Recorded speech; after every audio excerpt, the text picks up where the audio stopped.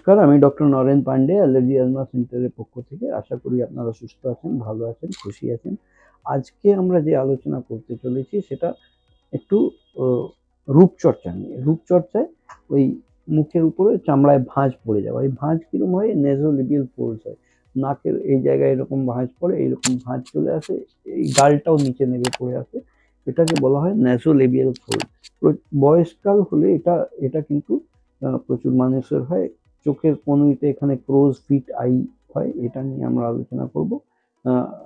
কপালের উপরে ভাঁজ পড়ে যায়, এইসব চামড়াগুলো ভাঁজ পড়ে বয়সকাল হলে, এটা নিয়ে আমরা আজকে আলোচনা করব। আপনারা যারা নতুন দর্শক এসছেন ওনাদের অনুরোধ করব লাইক, সাবস্ক্রাইব, কমেন্ট, শেয়ার করার জন্য। আর যারা পুরনো বন্ধু আছেন, লাইক, সাবস্ক্রাইব, কমেন্ট, শেয়ার করছেন, ওনাদের অশেষ ধন্যবাদ। নতুন বন্ধুরাও ধন্যবাদের ভাগী, লাইক, সাবস্ক্রাইব, কমেন্ট, শেয়ার করার জন্য।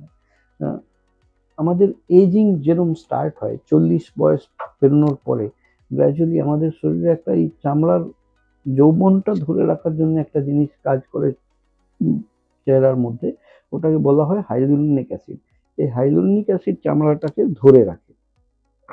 ধরে রাখার ক্ষেত্রে যখন 40 এজ পেরোয়, কারোর একটু আগে, কারোর একটু পরে, তখন এই হাইলুরোনিক অ্যাসিড প্রোডাকশনটা বন্ধ হয়ে যায়।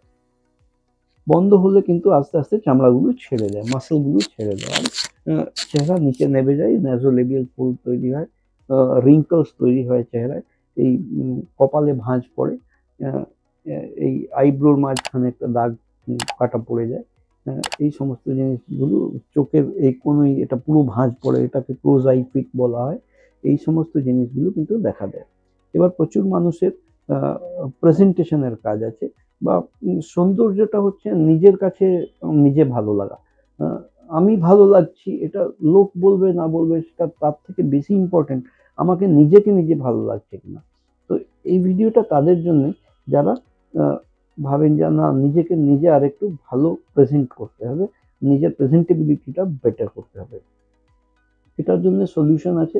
ও যেহেতু হাইলুরোনিক অ্যাসিড প্রোডাকশন ভেতরে বন্ধ হয়ে গেছে বলে এখানে এই নেজোলেবিয়াল ফোল্ডের ভেতরে হাইলুরোনিক অ্যাসিড দেওয়া। হাইলুরোনিক অ্যাসিড ওই যেটাকে আমরা ফিলার্স বলি, এই 1 ml থেকে 2 ml ফিলার যদি দুই দিকে দিয়ে দেওয়া যায় তাহলে এটা পুরো টান টান হয়ে যাবে।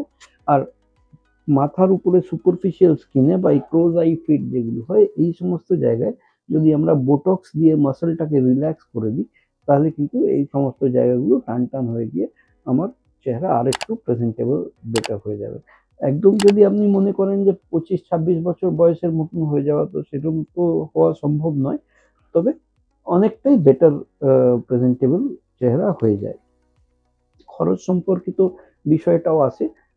বোটক্স করতে গেলে আমরা পার ml বোটক্সের 12,000 টাকা নিই। এবার যার কম লাগে কি বেশি লাগে সেটা ডিপেন্ড করে চেহারার উপরে, কত ডেপথ আছে। 1 ml এর মধ্যে যদি হয়ে যায় তাহলে 12,000 লাগে।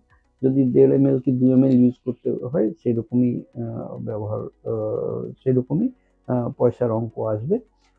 আর এই চেহারার কপালে কুচকি এই সমস্ত জিনিস, আর ইয়ার লোবিল, এগুলো ক্লোজ আই ফিট, এগুলো যদি করতে হয় তাহলে সেই জায়গায় আমাদের বোটক্স প্রযোজ্য। বটোলিয়াম টক্সিন আমরা 200 টাকা করে পার ইউনিট ইউজ করি। একটা ফেস করতে গেলে মোটামুটি 50 থেকে 60 ইউনিটে বোটক্সে করা সম্ভব। আর একটা কনসালটেশন ফি 1000 লাগে। অর্থাৎ এই পরিষেবা যদি আপনার কারোর প্রয়োজন থাকে তাহলে নিচে দেওয়া অ্যাপয়েন্টমেন্ট নাম্বারগুলোতে কল করে এসে আপনারা এই পরিষেবা নিতে পারেন। আমি কলকাতাতে শিয়ালদা স্টেশনের পাশে মৌলালী মসজিদ এবং ইন্টালি সিনেমা হলের মাঝখানে অবস্থিত। আপনারা অ্যাপয়েন্টমেন্ট নিয়ে আসতে পারেন। আজকের মতন এখানেই শেষ করলাম। আমি doctor Naren Pandey, allergy asthma সেন্টারের পক্ষ থেকে। আপনারা সুস্থ থাকুন, ভালো থাকুন।